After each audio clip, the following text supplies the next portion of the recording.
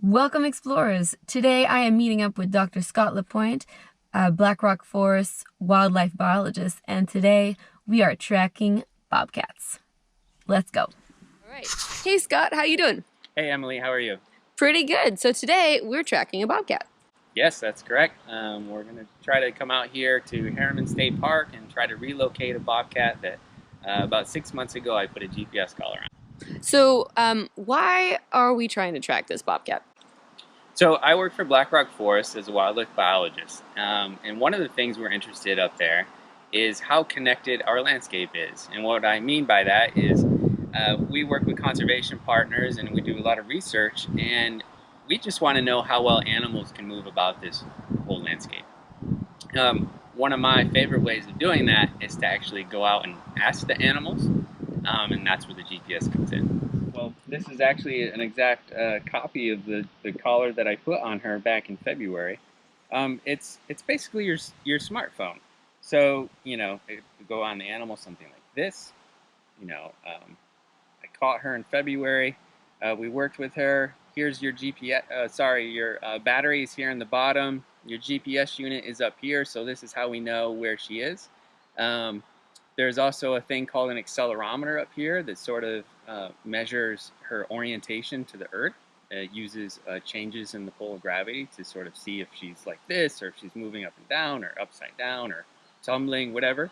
And then about every 2 weeks, I try to come out and find her, because also up here is a little device that we call pinger, which emits this kind of radio signal, and it says beep, beep, beep. So we're going to use that feature today to try to relocate her. And then if we can get close enough, we can try to download all the data that her collar has been collecting for us in the last couple of weeks.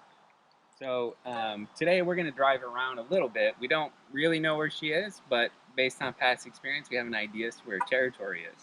So we're going to jump in this, drive down the road. We're going to hook up this small handheld receiver, which works kind of like a walkie-talkie. We can hook this up to this cable that's inside the car, and it's basically using this antenna, which listens in about 360 degrees for this ping. So as we go down the road, regardless of where she is, if she's close enough to us, we'll be able to hear her collar and it'll give us a ping. And at that point, that's when the real fun starts, because now we kind of know where she is, but now we have to narrow her down and might have to do more driving, might have to do a lot of hiking, but hopefully some fun and hopefully a lot of data. Awesome. So is that what we're going to do now? I think so, yeah. If you're ready, I'm ready. I'm ready. Let's go. Okay, so now we're on Route 6. We've got our Omni antenna hooked up in the back. It's connected to the handheld receiver down here in the console.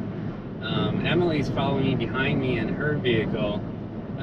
Soon we're going to get to Route 293, which bisects this bobcat's territory. Right now we're kind of at the southern edge of it. So I don't know if the microphone will pick up the static yet. It's still pretty quiet. Hopefully we'll get a little bit closer, and if this bobcat is really cooperative, she'll be at least kind of near a road or on a ridge, and her collar will be sending out a nice clear signal. And at that point we'll have to find a good place to park and start going for a hike, bust out the Yagi antenna. So let's see what happens.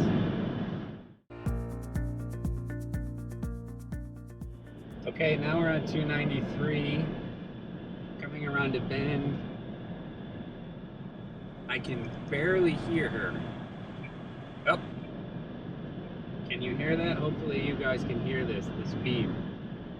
We're headed right up through West Point, and the signal is weak. I'll just be quiet. Hopefully the mic will pick up that beep for you.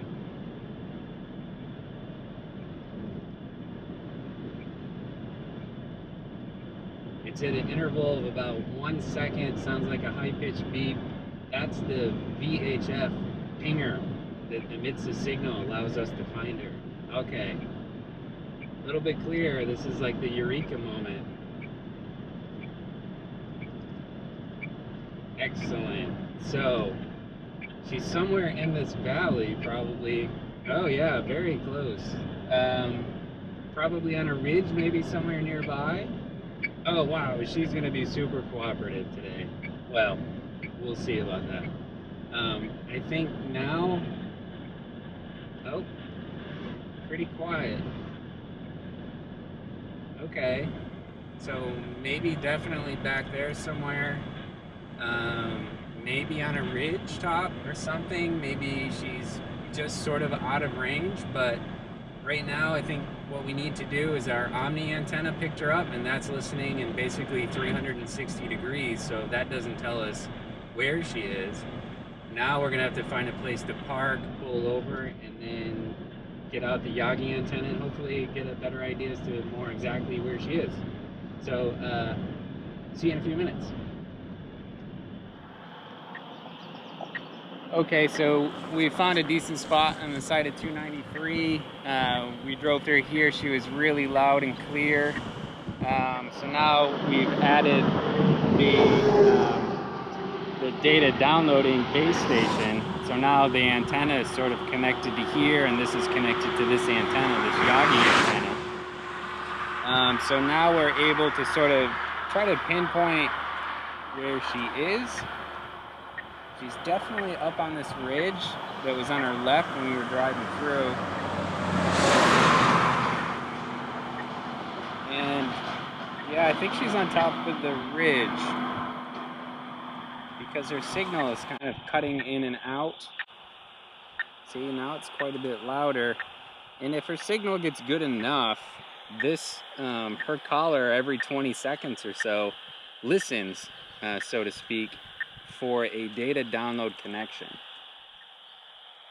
So every 20 seconds we keep our fingers crossed that she's in a good spot, and hopefully it'll connect to this download station. Her signal keeps cutting out, in and out. We've got a good place to park on the side of the road, but she's on that ridge and she's not cooperating yet, so I feel like we're probably gonna have to talk to LaPoint and maybe they can get us access, and I think we're gonna have to go for a walk.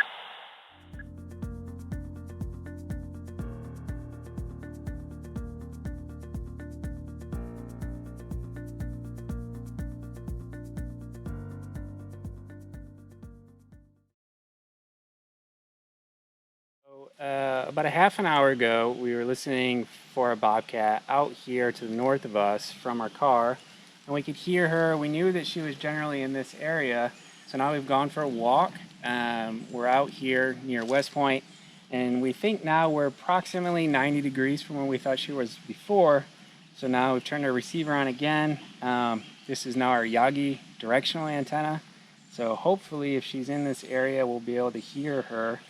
Hopefully a little bit more clearly. Oh, can you faintly hear this beep?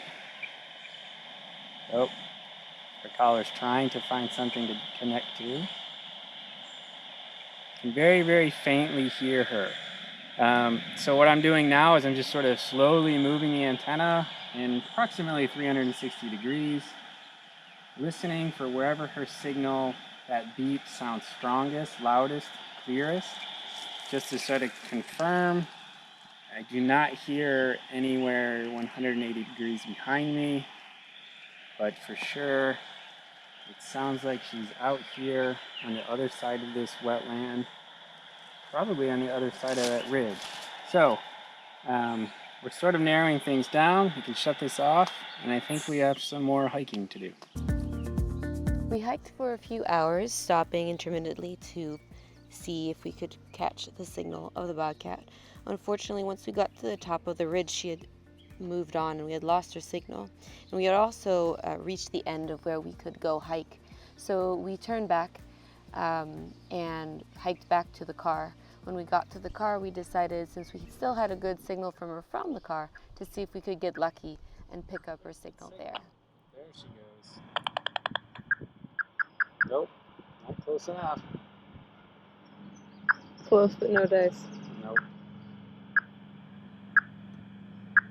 Wait again.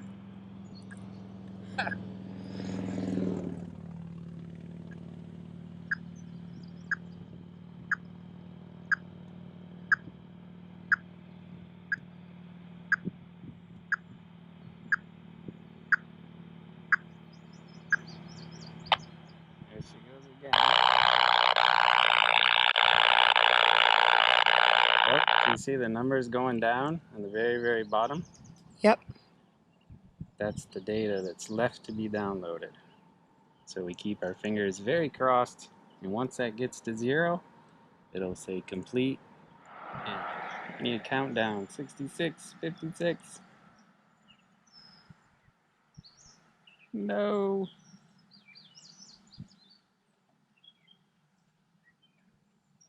No, it's slowed down. Complete. Complete! Woohoo! Yay! Success! All right. And also you can see here, now we've got 6832C. Check mark, done, finished. Wildlife biology. Okay, so we were in the field. We got the data downloaded from the Bobcat onto that handheld device, our base station. And that base station saves all the data to a memory card inside it, and it saves it as what you can see here, hopefully with my cursor, called a logger.bin. Now this file contains all of our data. You can see 17,000 kilobytes of data. Those are GPS, battery voltage, accelerometer, etc. But if we were to open that and take a look with our eyes, we really couldn't make anything of it. So this, pop over to movebank.org. So here is the main homepage for MoveBank. It's a animal tracking data repository. So we can click on data, pop up on studies. See right down here under the study tab, carnivore movements near Black Rock Forest, New York. So this is my study. I'm going to click on it. And here you can already see the name, and you need to contact me, approximately where the study is happening.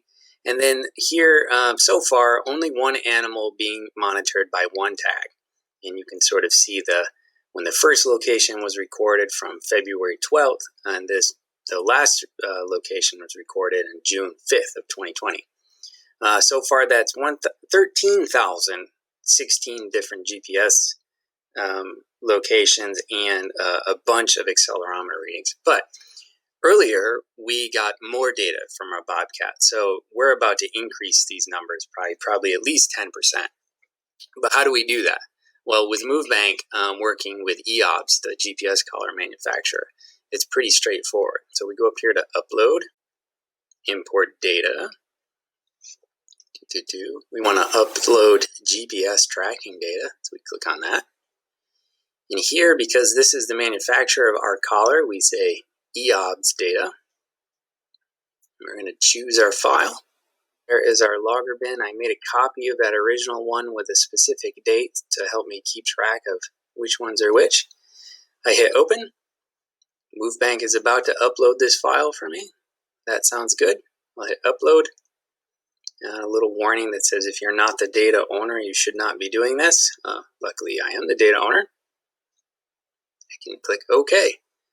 Now it's uploading. And it might take a few minutes, a few seconds, depending on your connection and how much data you have to do. All right, so it's been about a minute, and you can see now that our import status is completed. We've uploaded 2,672 new locations from this Bobcat. So now I'm going to click over here on the main study page. And as you can see down here in the bottom, we now have 67,000 plus accelerometer readings and over 15,000 GPS locations. So to show you how to download these data and actually take a look at them, first click download, download data, opens in a new window. And at the moment, we're only interested in where this Bobcat is moving. So for now, we're going to ignore this acceleration data. And we're going to click on GPS. And I always recommend folks tick off this little box here for add study local time. And then you have some options in how you want your data to be exported. A variety of database forms like an Excel sheet, or something that we're going to look at now is a Google Earth Tracks. So I've already done this, so I'm going to close this now. And then I'm going to switch screens. And here's what your data probably will look like. So you have a series of columns, but each row is a GPS fixed attempt. Now, if it tried to find satellites and acquire a location, it'll give you the coordinates here in your location long and location latitude columns. But if it tried and failed, like it did down here, you'll see there's empty. There's no location. But there's a record of your GPS trying.